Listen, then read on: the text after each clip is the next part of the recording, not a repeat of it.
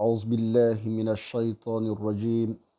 بسم الله الرحمن الرحيم. الحمد لله رب العالمين. الحمد لله الذي بذكره تطمئن القلوب وبرحمته تغفر الذنوب وبقوته تفرج الكروب.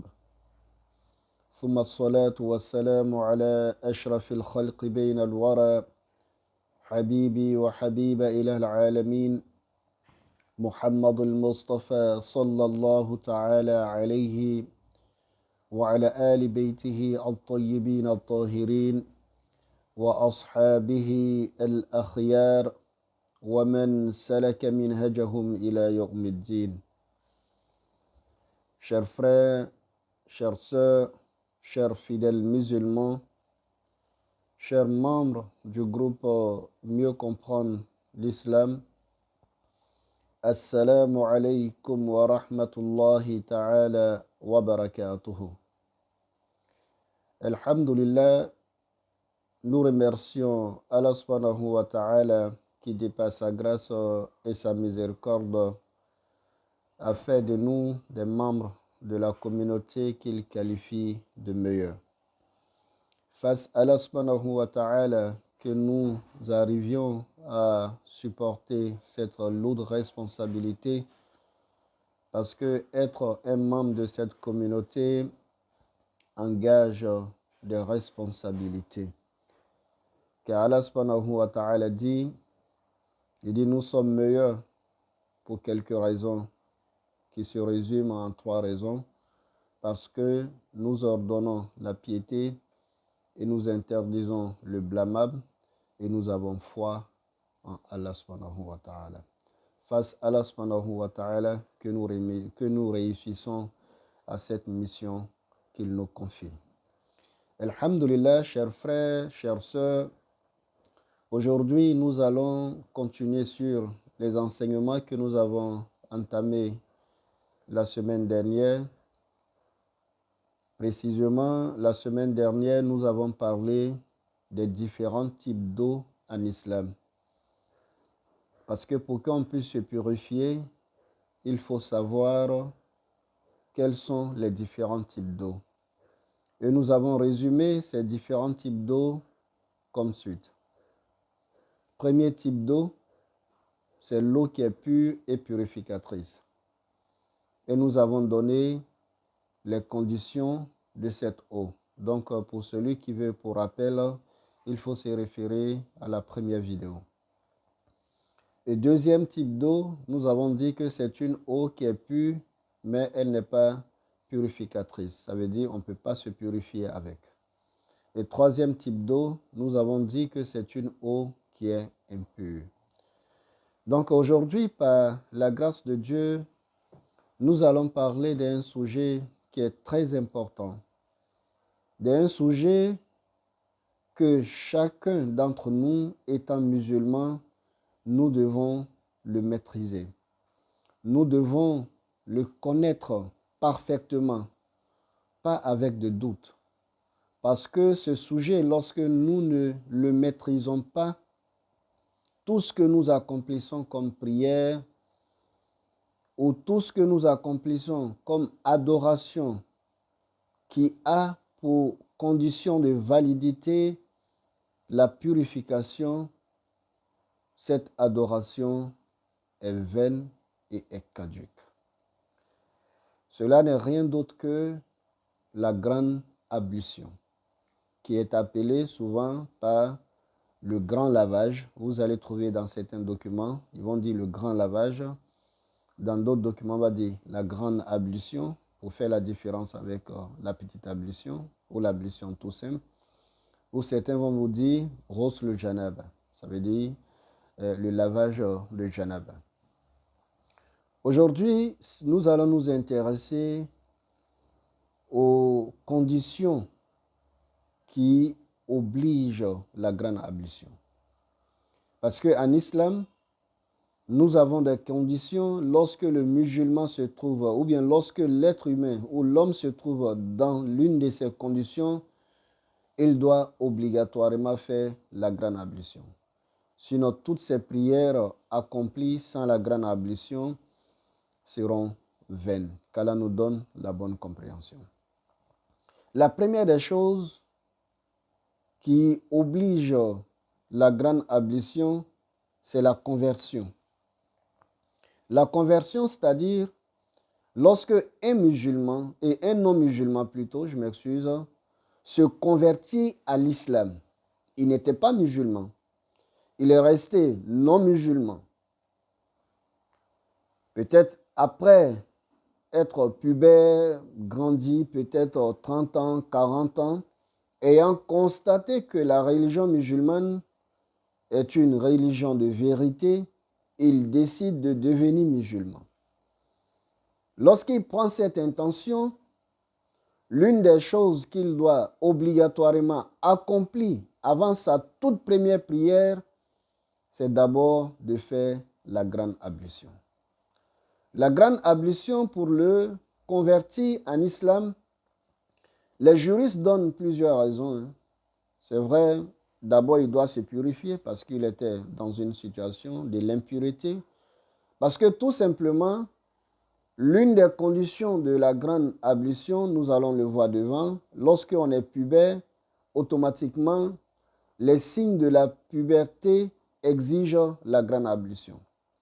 Étant donné que le non-musulman, avant qu'il ne soit musulman, il était déjà pubère, il a certainement eu l'une des conditions qui symbolise la puberté et qui exige la grande ablution.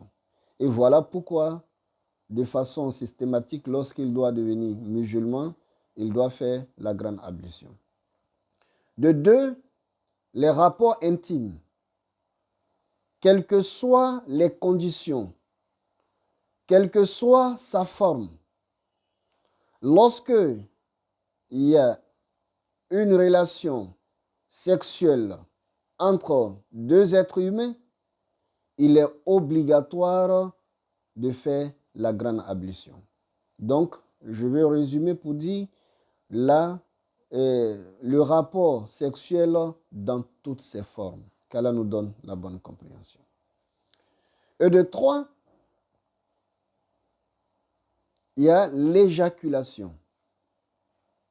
Vous voyez que les savants font la différence. Ils dissocient très souvent le rapport intime et l'éjaculation. Parce que, en réalité, il peut avoir un rapport intime sans éjaculation. Et aussi, il peut avoir une éjaculation sans rapport sexuel. Cela peut arriver. Par exemple, quelqu'un qui se masturbe, qui est d'ailleurs interdit en islam, sauf pour des cas de nécessité. Par exemple, vous avez un problème de santé et lui qui vous suit, le gynécologue, vous demande qu'il a besoin de faire un texte sur votre sperme. Et là, vous n'allez pas envoyer votre femme à l'hôpital, non. Vous êtes aussi pour des cas vraiment exceptionnels, les savants peuvent l'autoriser. Mais comme je le dis, on dit la nécessité fait loi et après ça, il ne faut plus revenir là-dessus. Qu'Allah nous donne la bonne compréhension. Donc, ça peut aussi arriver pour certaines personnes en regardant certaines images. Donc, ils peuvent éjaculer ou bien en fantasmer. En fantasmant, il peut éjaculer. Donc, l'éjaculation, ce n'est pas forcément relié à l'acte sexuel. Qu'Allah nous donne la bonne compréhension. Et ensuite, l'éjaculation dans un rêve érotique. Pourquoi cette précision? Parce qu'il faut aussi savoir qu'on peut faire un rêve érotique, ça veut dire c'est dans un rêve où j'entretiens un rapport sexuel. On peut faire un rêve érotique sans avoir éjaculation. Et lorsqu'on a un rêve érotique sans éjaculation, il n'y a pas d'obligation de faire la grande ablution. Mais lorsqu'il y a eu éjaculation dans un rêve érotique, où vous vous êtes réveillé, vous avez constaté que vous avez éjaculé, même si vous ne vous rappelez pas d'avoir fait un rêve érotique, vous devez faire la grande ablution. Ça veut dire, pour résumer cette partie, la grande ablution, elle est obligatoire après une éjaculation, que cela soit à l'état d'éveil ou de sommeil. Qu'Allah nous donne la bonne compréhension. Ensuite, nous avons les menstrues. Lorsque la femme, elle finit ses menstrues, avant d'accomplir sa toute première prière, elle a l'obligation de faire la grande ablution. Et aussi la lochie. La lochie, c'est l'écoulement du sang après un accouchement ou après un avortement ou après un arrêt de grossesse. Ça peut être de façon volontaire. Inch'Allah, nous allons avoir le temps de développer. Ça peut être de façon volontaire, mais islamiquement, si c'est de façon volontaire, il faut qu'il y ait une raison qui autorise islamiquement. Par exemple, une femme qui est enceinte, on découvre que si elle garde cette grossesse, elle risque de perdre la vie. Donc ici, les savants disent qu'on peut faire passer la grossesse. Inch'Allah, nous allons le développer prochainement. Donc, cela aussi exige la grande ablution. Et même des savants sont allés loin pour dire que l'accouchement, le simple fait d'accoucher, même si ce cas est très très rare, s'il arrive que la femme accouche et qu'après son accouchement, l'accouchement n'a pas été suivi par, comment dirais-je, une lochie, par la lochie, ça veut dire le coulement de sang, il y a certains savants qui disent qu'elle a l'obligation de faire la grande ablution. Qu'Allah nous donne la bonne compréhension. Et aussi, pour terminer, la mort. La mort exige la grande ablution. La mort exige la grande ablution aux défunts. Mais cette responsabilité revient aux responsables du défunt. Sur ce point, nous attirons l'attention de tous et de toutes.